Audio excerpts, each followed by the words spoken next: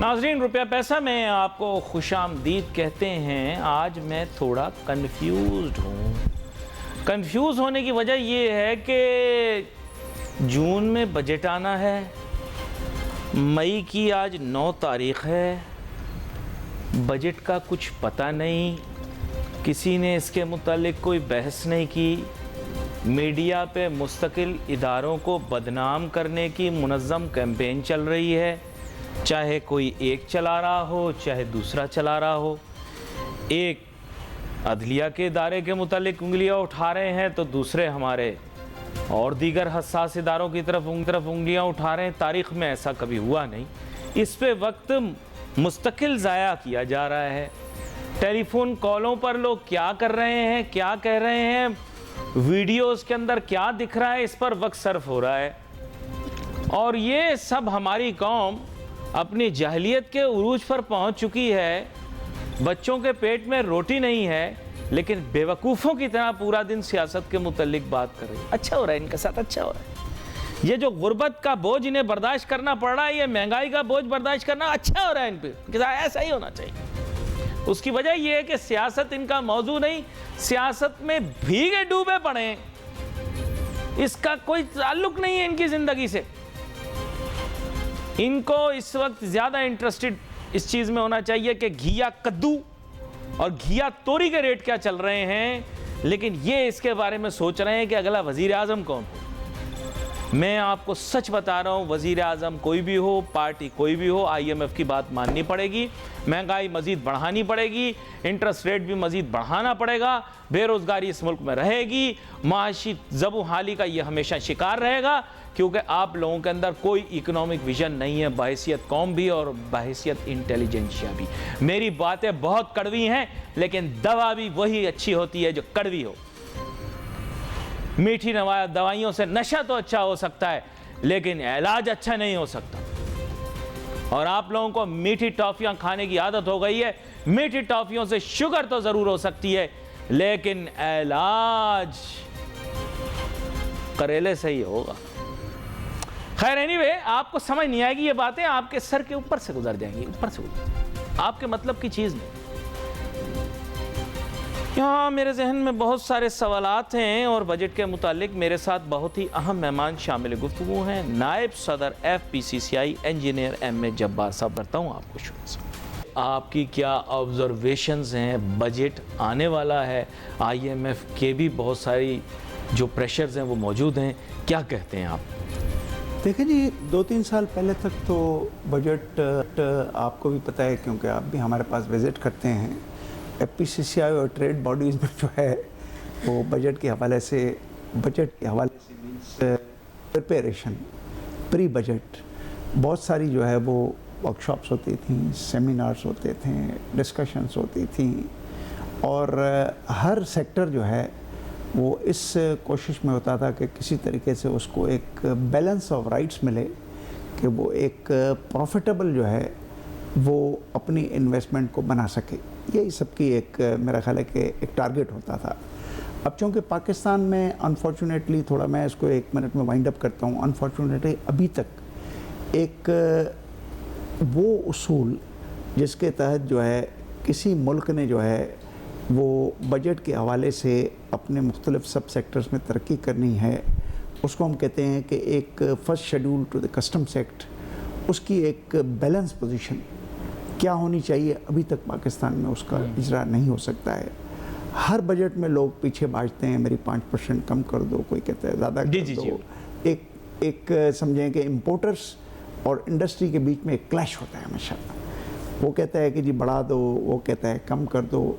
अब थोड़ी देर के लिए हम ये नहीं कहते हैं कि दोनों ही सही हैं या दोनों ही गलत हैं, मगर एक बैलेंस सिस्टम जिसको हम कहते हैं कि सिंप्लीफिकेशन ऑफ टैक्सेशन का निज़ाम लाने के लिए हमने बहुत सारी काविशें की, मगर मेरे अपने ख्याल में कि यहाँ पे कोई भी सिंप्लीफाइड सिस्टम जो है वो इसलिए एक्सेप्ट नहीं होता है क्योंकि आपके जो पावर्स हैं वो फिर महदूद होते जाते हैं। ये वही हालत है कि अच्छी डिजिटलाइजेशन जो है वो एक डिस्क्रिप्शन लेस बेस बनाती है। अब हम वापस आएँ आपके इस प्रिंसिपल क्वेश्चन के ऊपर, क्या हो रहा है। देखें, जिस मुल्क में इस वक्त जितने भी आपने पैसे कलेक्ट कर लिए हैं وہ پیسے برابر ہیں اس پیسوں کے جو آپ نے بورنگ اور انٹرسٹ پیمنٹ کے مد میں واپس کرنے ہیں. یہ تو آج کے دن کا آپ کا بجٹ ہے. اب ہم واپس آتے ہیں کہ اور کیا ہونا چاہیے. میری اپنی اطلاع یہ ہے کہ منسٹری آف کامرس میں تھوڑا سا ہم بہت ہی ایک سمپل طریقے سے لوگوں کو سمجھانے کی کوشش کریں کہ کسٹم ڈیوٹیز, ریگولیٹری ڈیوٹیز اور ایڈیشنل کسٹم ڈیوٹیز جو ہے وہ FBR نہیں لگاتی ہے.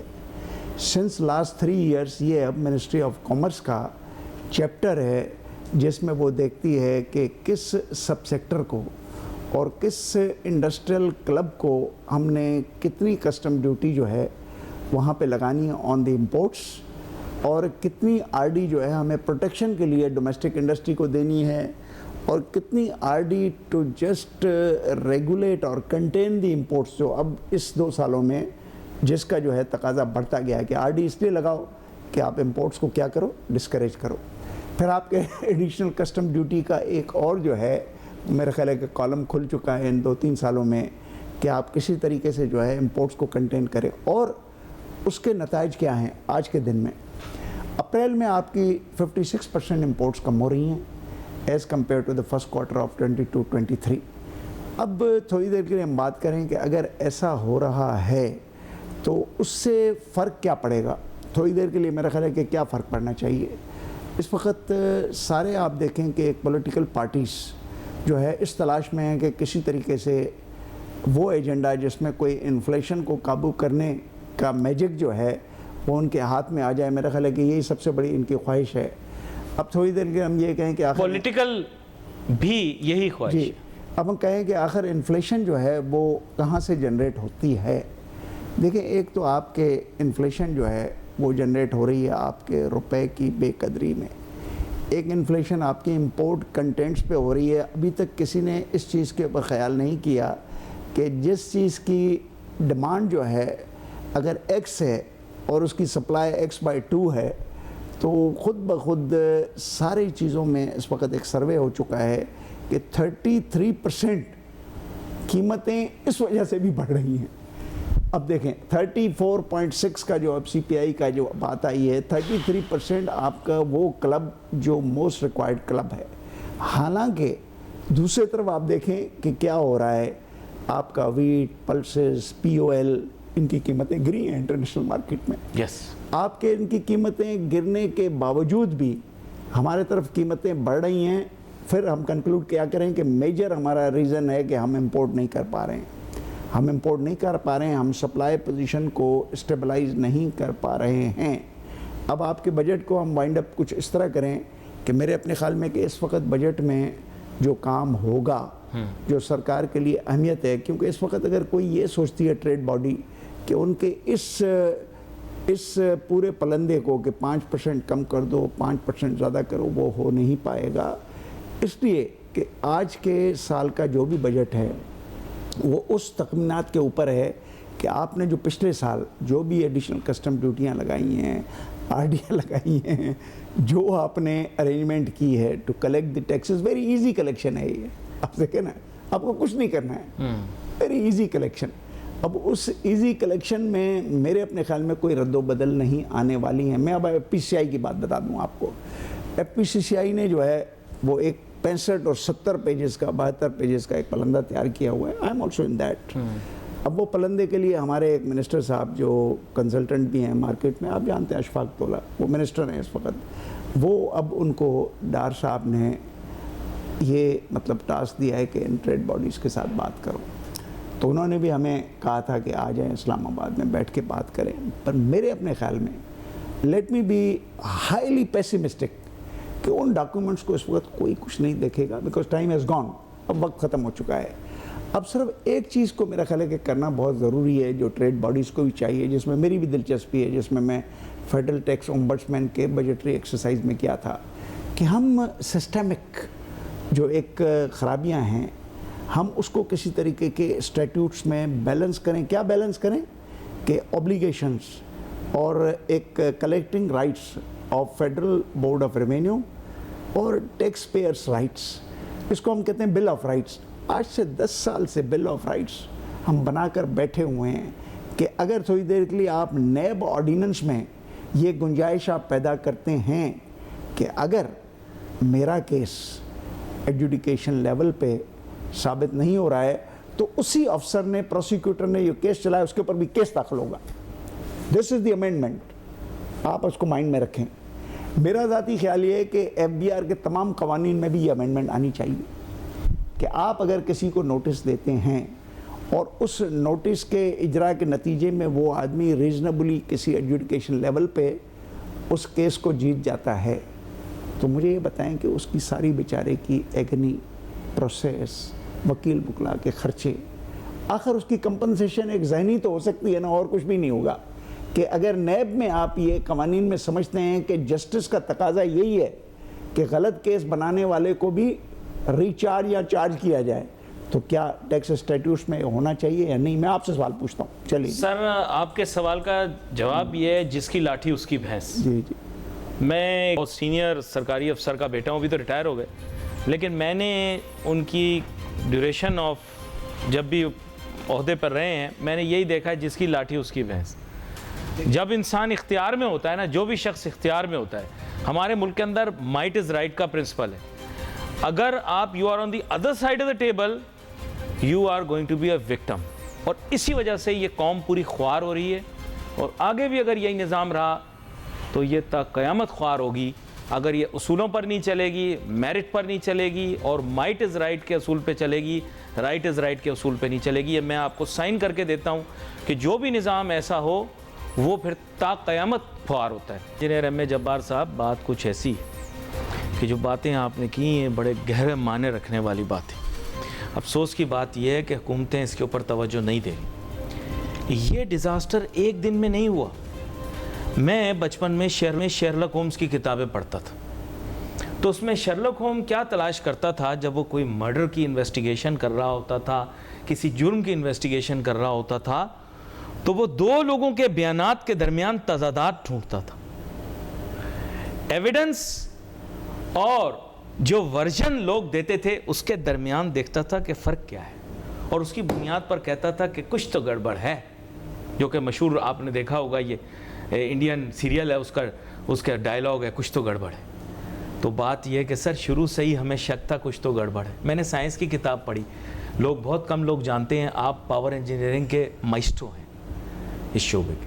تو میں نے پڑھا کہ تیل کیسے حاصل کیا جاتا ہے, تیل کو صاف کیسے کیا جاتا ہے.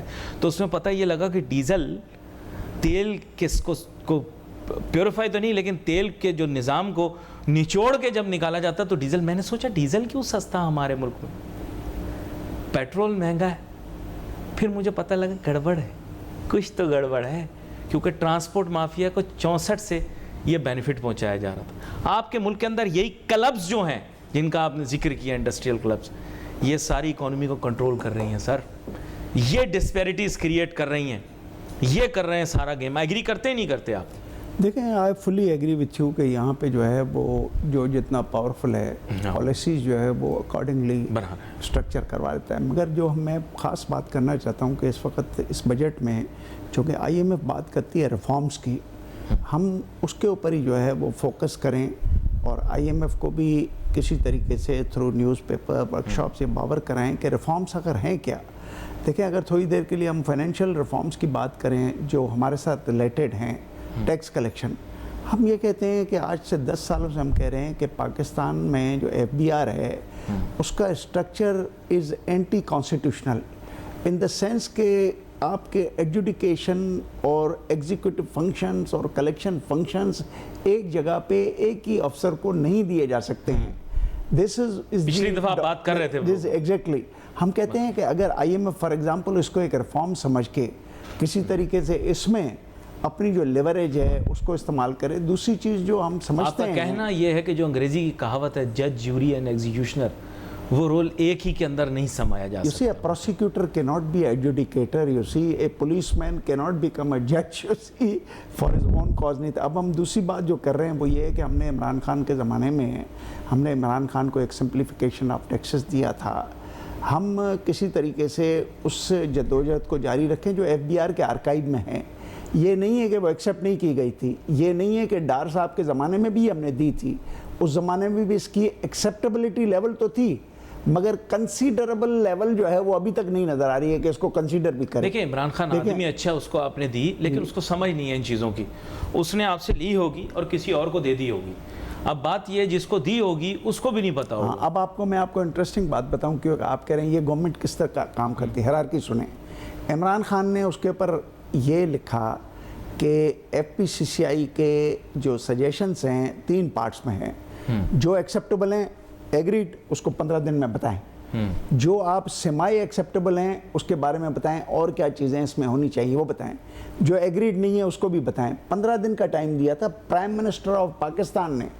آپ سسٹم دیکھیں اس ملک میں کیا چل رہا ہے کہ پرائم منسٹر آف پاکستان کا دیا ہوا 15 دن کا ایک مینڈیٹ جو ہے وہ آج میرا خیال ہے کہ میں 1.5 سال کے بعد یہاں بیٹھا ہوں, اور میرا خیال ہے کہ صورتحال میں کوئی تبدیلی اگر یہ کرنا چاہیں نا, دیکھیں I'll tell you the truth, انہوں نے جب اپنے کام کرنے ہو نا, چاہے ارسپیکٹیو وہ پی ٹی آئی والے ہوں, نون لیگ والے ہوں, پیپلز پارٹی والے ہوں, یا اور لوگ ہوں جن کا ذکر میڈیا پہ نہیں ہو سکتا, they'll do it overnight. اچھا دوسرا ایشو یہ ہے کہ you do not yield as much influence as the business community. دیکھیں دوسری جو میں بات یہ کہتا ہوں کہ شوکت عزیز کے زمانے میں ایک پیرا ہے, آج تک مجھے یاد ہے, شوکت عزیز کا ایک اپنا تقریر کا پیرا جس کو ہم کہتے ہیں فائنینس بل کی اسپیچ, کہ the present system of education does not conform with the constitutional requirement wherein the tax education should be separate, independent in order to sort of conform with the requirements of constitution. یہ 2001 کا پیرا ہے. اب مجھے بتائیں کہ 2001 اور آج مجھے لگتا ہے کہ میں جہاں پہ بیٹھا ہوں, آپ ایڈ کر لیں میری ایج, میری تو یہ خواہش ہی رہی, ڈریم ہی رہا. ہم آگے آتے ہیں. اور دوسرا آپ کے پاس جو ایف ٹی او ہے اس کو بنانا ایک بہت اچھی ابتدا تھی. کنہوں نے بنایا؟ فوجیوں نے بنایا. یہ بھی میں آپ کو بتاؤں, سول حکومت نے نہیں بنایا, فوجیوں نے بنایا, اور اس سے ایف ٹی او کے وجہ سے بہت ساری ایک ڈیٹرنس پیدا ہوئی, تھوڑا چیک اینڈ بیلنسز آئے, کچھ سچویشن بہتر ہے. اب جو بات میں کرنا چاہتا ہوں بجٹ کے حوالے سے, اسی بجٹ میں ایف ٹی او کا ایک سیکشن 33 ہے, وہ کہتا ہے کہ ریزولوشن آف دا میٹرز, اس کو تھوڑا سا اسٹرینتھن کر دینا چاہیے. جب آپ ای او بی آئی کو بھی لے آتے ہیں فائنینس بل میں, آپ پتہ نہیں کیا کیا فائنینس بلوں میں لے آتے ہیں آپ, تو آپ اگر اس وقت ایف ٹی او لاء میں اس 33 سیکشن کو اسٹرینتھن کریں کہ آپ کے جتنے بھی لیٹیگیشن کے کیسز پڑے ہوئے ہیں جس کے لیے ایف بی آر کلیم کر رہی ہے, یو سی ایک quantum of money, some times میں حیران ہو جاتا ہوں کہ 1 ٹریلین کی باتیں بھی سنتا ہوں. اب اگر یہ چیزیں ہیں تو آپ پارک کروائیں ایف ٹی او کے ہاں, ایک انڈیپینڈنٹ جو ہے وہاں پہ ریزولوشن ہو. میں آپ کو سچ بتاؤں, اس کے لیے گٹس چاہیے. یہ گٹس نہ پولیٹیشنز میں, نہ یہ گٹس جو ہیں بیوروکریٹس میں.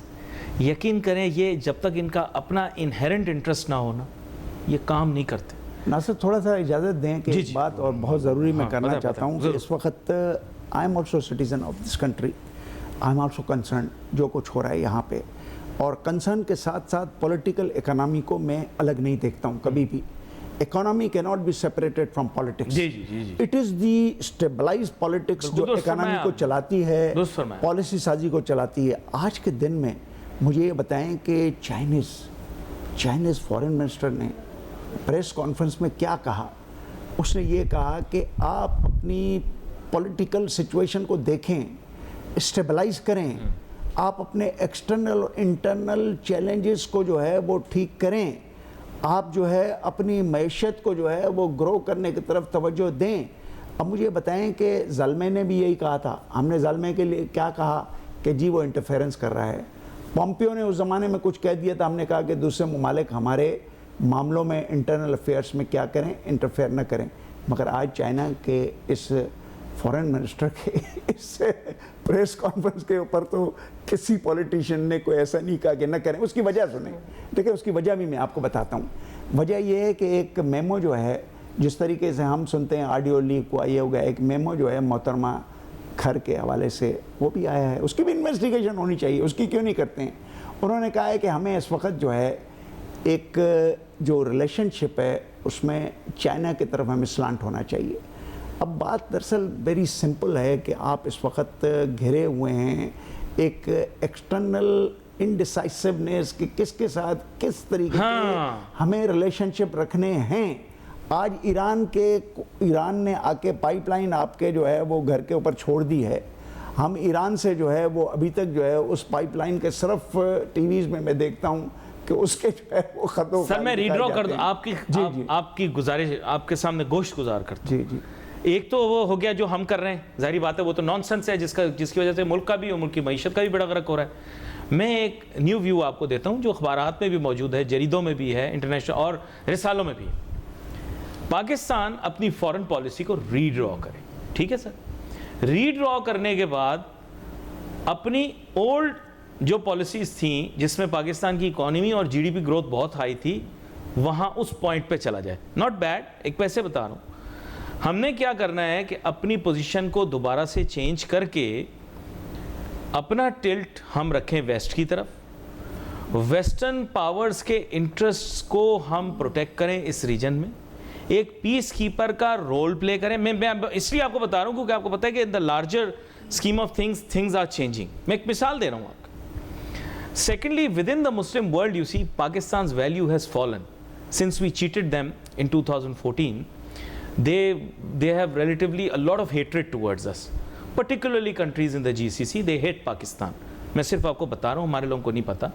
And the reason being that we cheated them when there was a lot of unrest in Yemen and rockets were flying into Saudi Arabia and they were hitting potential targets and we were shamefully watching, which has been a usual habit. Now we are going and begging to them, they are not giving us the money and you know it. In the last program you made it very clear that we went to them, they said they were clear, they didn't want to. دیکھو سر اپنے آپ کو ری ڈرا کریں. ابھی problem یہ ہے کہ these two opponents in the Middle East have become friends. Pakistan's value has fallen. Things are getting stable with our neighbor in the West. Things are getting better there as well. Things may even get better if the current administration in Western countries agree to have even better relations with our Eastern neighbor. Eastern neighbor and Western neighbor. سر آپ isolate ہو جاؤ گے. China کسی کا نہیں ہے، یہ میں آپ کو بتا دوں. China is one of those countries which looks at which side is buttered. ٹھیک ہے سر، ان کے اپنے انٹرسٹ ہیں ریجن کے اندر. Pakistan will be isolated. Go back to the 80s, go back to where you were. Try to reinvent your relationship with the West. Try to reinvent your relationship. Try to build a hegemony in the Arabian Sea. Try to build some kind of position of influence in this region. With all due respect, ہم CIS states کی بات کرتے تھے، کیا ہم نے بہتر کیا وہاں پہ؟ Sir, we are in trouble. I am telling you. دیکھیں ہمارے ٹربل کی نشاندہی جب چائنیز فارن منسٹر ہمارے گھر میں آ کر اس نے کر دیا ہے. پرابلم تو سب سے بڑا اس ملک میں یہ ہے کہ ہم اس وقت جو ہے وہ اکانومی میرے اپنے خیال میں کہ جو اکانومی ہے اس ملک کی اس کو ٹھیک کرنے کی جو بھی ضرورت ہے. ایک ممبر آپ کا جو ہے وہ FBR کا چیئرمین تھا اکاؤنٹنٹ مسٹر شبر زیدی، وہ بیٹھ کے کہتا ہے ملک نے ڈیفالٹ کر لیا. ٹھیک ہے نا. دوسرے طرف آپ دیکھیں کہ دوسرے اچھے جو نام ہیں وہ اس قسم کی ایمبیگویٹ قسم کی باتیں کر رہے ہیں جو اور زیادہ اسکیری ہیں. یہاں پہ تو ہم نہیں، وہاں آپ نے کیسے الاؤ کیا؟ آپ کہہ رہے ہیں ایجوکیٹر یہ نہیں ہو سکتا، تو آپ بتائیں کہ ایک بندہ جو ہے وہ باہر کی اس سائڈ سے باہر کی اس سائڈ پہ کیسے آ سکتا ہے with a jump without any step? آپ نے کیسے الاؤ کیا اس بندے کو وہ چیئرمین FBR بنے؟ میں آپ سے پوچھتا ہوں. ایک جملہ میرے پاس. دیکھیں بات دراصل یہ ہے کہ اگر رولس آف بزنس کی اگر آپ باتیں کرتے ہیں تو میں نے تو آپ کو سب سے بڑا ایک رول آف بزنس پہلے ہی بتا دیا کہ آپ کی prosecutor is ایڈجوڈیکیٹر in this country. اس کے بعد جسٹس منصور علی کا ابھی میں ایک ججمنٹ پڑھ رہا تھا کہ پولیس کا FIR اگر اس میں 20 شکیں بھی ہوں، کلازز ڈال دیں، جو ڈال دیں، اٹ از امٹیریل سوائے اس کے جو گراؤنڈ ریئلٹیز کے ساتھ ریڈ کرے. جو آپ نے ایک شرلاک ہومز کی کوئی بات بتائی. پرابلم سب سے بڑا یہ ہے کہ ہم اگر رول آف لا کی طرف واپس لوٹ آئیں جہاں پہ ہم 148 میں سے اب تقریباً مجھے تو لگتا ہے ہم 148 پہ پہنچ گئے ہیں، جہاں پہ ہم جس قسم کی ہماری ایک ٹینڈنسی ہو گئی ہے. اب آپ نے بجٹ کی بات کی، یہ کہ اس میں ہمارا انٹرسٹ تو اس میں ہے، مگر ایک بجٹ کو بیلنس کرنے کے لیے اکنامک سچویشنز میں کنٹیجنسی تو ہونی چاہیے نا. آج کنسیٹنسی کی یہ حالت ہے کہ جیسے میں نے پہلے بتایا، ریپیٹ کر رہا ہوں کہ جتنے پیسے ہم نے حاصل کیے اتنے ہی پیسے واپس کرنے. $24 بلین شاید اس سے زیادہ لوگ کہہ رہے ہیں. آج میں نے اخبار پڑھا. اب چائنیز آپ کی کتنی مدد کریں؟ $24 بلین اگر ان کے ڈیو ہو جائیں گے 2024 میں. مجھے یہ بتائیں کہ ویسٹرنرز کیا کہہ رہے ہیں؟ وہ کہہ رہے ہیں کہ ہم سے پیسے لے کر آپ چائنیز لونز کو تو مت اتاریں. بڑی ایکسپریس ہمارے لوگوں کو نہیں بتا رہے نا, یہ تو جو باتیں آپ بتا رہے ہیں یہ وہ ریئلٹیز ہیں جو ہماری عوام کو پتہ لگنی چاہیے. اور انجینئر ایم اے جبار صاحب, آپ کا بہت شکریہ, آپ شو پر ہمارے ساتھ گفتگو میں شامل ہوئے اور بڑی اہم گفتگو ہوئی. Wait for messages on Facebook. Ali Nasir ہماری ٹیم کو اجازت دیجیے. اللہ حافظ.